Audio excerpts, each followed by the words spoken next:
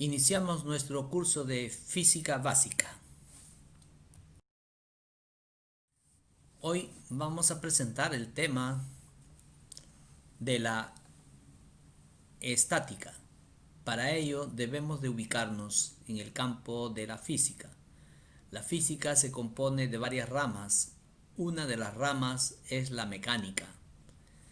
Esta rama de la mecánica se divide en cinemática, estática y dinámica. La cinemática es el campo de la física o de la mecánica que estudia el movimiento, sin importar la causa que lo origina. La estática estudia las fuerzas y la dinámica estudia el movimiento considerando la causa que lo origina.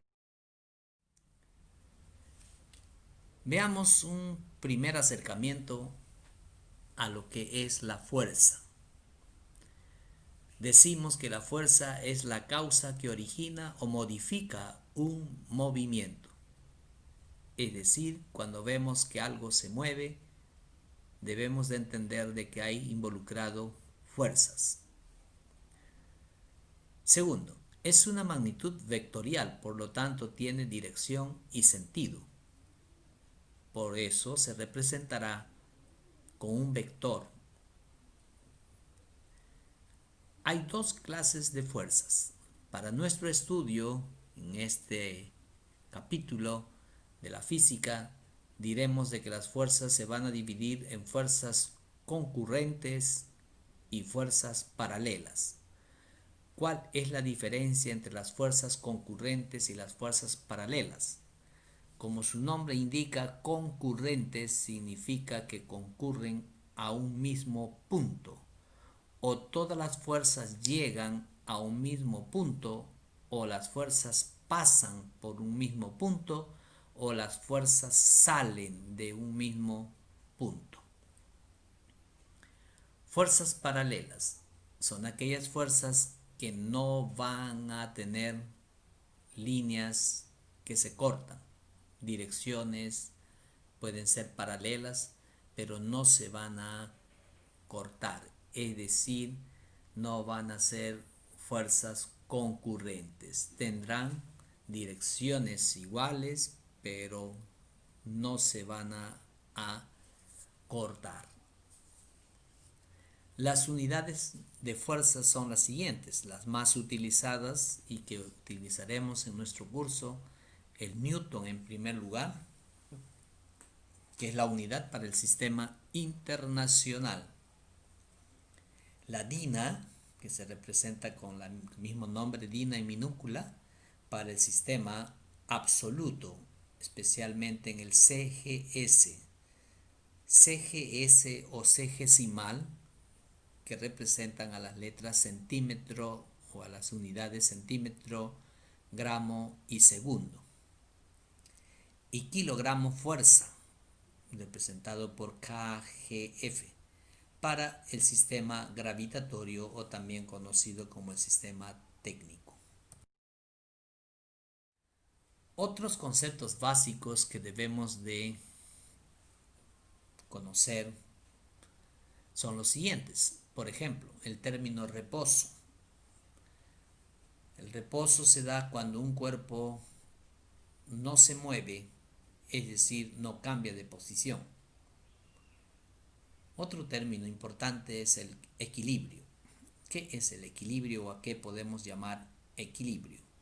Es el estado de un cuerpo cuando no se mueve o cuando se mueve, pero con movimiento rectilíneo uniforme.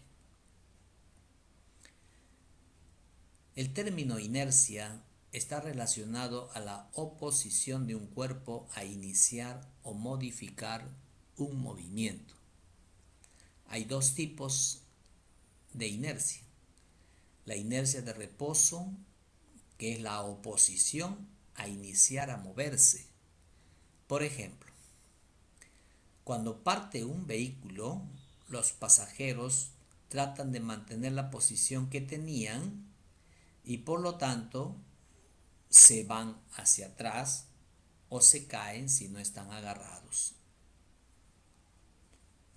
Por ejemplo, si nosotros estamos echados en la cama y nos llaman, nos cuesta levantarnos. Por ejemplo, si estamos parados y nos dicen que ahora debemos de correr o hacer ejercicios, nos cuesta comenzar a correr. Esa oposición a empezar se llama inercia de reposo. La inercia de movimiento, en cambio, se da cuando un vehículo está moviéndose y frena bruscamente. Entonces los pasajeros se van hacia adelante porque sus cuerpos quieren continuar con el movimiento que tenían. Es decir, si nosotros estamos jugando y toca el timbre y automáticamente no detenemos, sino queremos seguir jugando. O cuando el cuerpo está corriendo, estamos corriendo en una cancha y nos queremos detener, si nos paramos bruscamente nos vamos a ir hacia adelante. O si estamos cabalgando un caballo y el caballo se detiene, el jinete va a aparecer delante del caballo. ¿Por qué? Porque el cuerpo tratará de mantener el movimiento que tenía. Eso se llama inercia de movimiento. Un ejemplo también sería que si tú estás estudiando y te dicen que ahora vamos a almorzar y entonces uno dice, por favor, un momentito más porque todavía estoy estudiando. Esa es una inercia de movimiento, una inercia constructiva. La inercia de reposo sería de que tú no estás estudiando y te dicen vamos a estudiar y no quieres ni sacar el cuaderno, ni el libro, ni quieres sentarte. Tu cuerpo se opone a empezar a estudiar. Pero una vez que comienzas a estudiar, no, quieres dejar de estudiar. Ahí están siempre las dos inercias, la de reposo y la de movimiento. Entramos a estudiar la primera ley de Newton, o también conocido como el principio de inercia. Newton propuso 3 leyes en la mecánica. Estudiaremos la primera en la estática. Esta primera ley o principio de inercia dice lo siguiente: todo cuerpo mantendrá su estado de reposo o de movimiento a menos que una fuerza externa no equilibrada actúe sobre él. Aquí hay términos muy importantes. Dice mantendrá su estado de reposo, es decir, si está detenido, va a mantener eternamente detenido, a menos que una fuerza externa, es decir, no por su propio medio, sino tiene que ser una fuerza externa que lo va a mover. O si el cuerpo está moviéndose, imagínense ustedes la luna, está moviéndose, va a seguir moviéndose a menos que una fuerza externa, un meteorito o Superman, pues se oponga y actúe sobre la luna. De lo contrario, seguirá su movimiento eternamente. Esta primera ley, enunciada de la forma como está escrito, la podemos traducir en el corolario siguiente. Para que un cuerpo entonces esté en equilibrio, es necesario que la suma de todas las fuerzas que actúen sobre él sea cero. Es decir, si no hay ninguna fuerza no equilibrada, o sea que todas las fuerzas se equilibran, por lo tanto el cuerpo estará en equilibrio y así va a permanecer. Matemáticamente lo expresamos diciendo que la sumatoria de fuerzas es igual a cero. Esto se llama la primera condición de equilibrio. Ahora vamos a plantear los ejemplos que serán resueltos luego en el anexo respectivo. El primer ejemplo, calcular la tensión en la cuerda que sostiene el cuerpo. Como podemos apreciar, hay un solo cuerpo de 200 newtons. Si nos dicen que es 200 newtons, estamos hablando del peso del cuerpo, no de la masa del cuerpo, sino del peso del cuerpo, y está expresado en newtons. La cuerda es lo que tenemos de color rojo, y en esa cuerda debemos de saber cuál es la tensión, es decir, qué fuerza está actuando en esa cuerda. En el ejemplo número 2, calcular las tensiones en las cuerdas que sostienen a un cuerpo que cuelga del techo con ángulos de 37 grados y 53 grados, sabiendo que el cuerpo tiene una masa de 200 kilogramos. Bien, entonces hay un bloque de 200 kilogramos, está sostenido por dos cuerdas. Hay que escoger cuál es el ángulo más pequeño para colocar los 37 grados y el ángulo mayor para colocar los 53.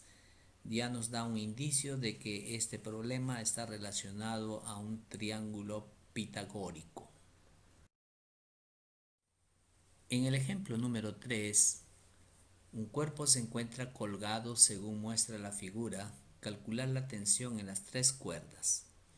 Entonces, hemos logrado colgar en una ventana un cuerpo de 400 kilogramos con ángulos de 30 grados.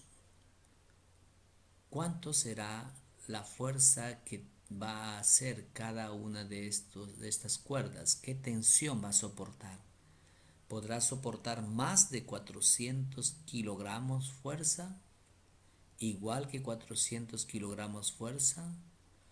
¿O menos de 400 kilogramos fuerza?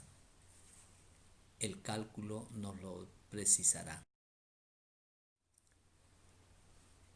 En el ejemplo número 4, tenemos ahí un bloque de 10 kilogramos, pero estos 10 kilogramos son siempre masa.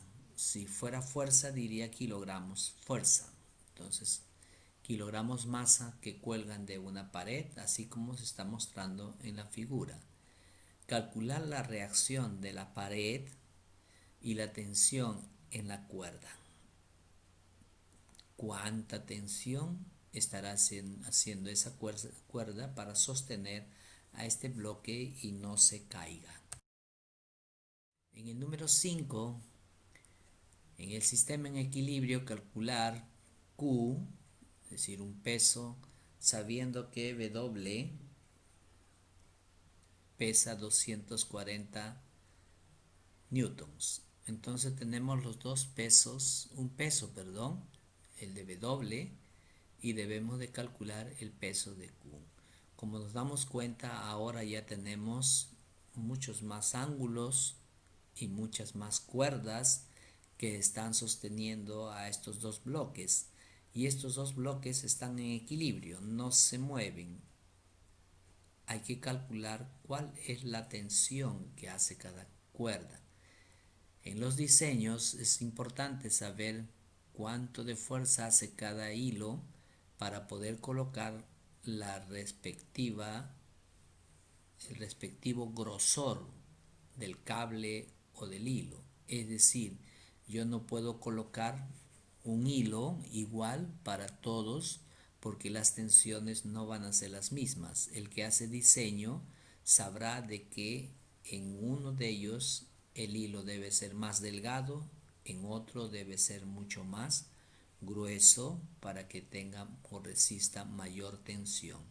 Ahora, cuando se resuelva este problema aplicando el teorema de Lamy, podremos nosotros decir en cuál de estos tres cables debemos de colocar el hilo de menor grosor que pueda soportar menor tensión. Muy bien, buena suerte con los ejemplos que están resueltos en los enlaces que vienen a continuación.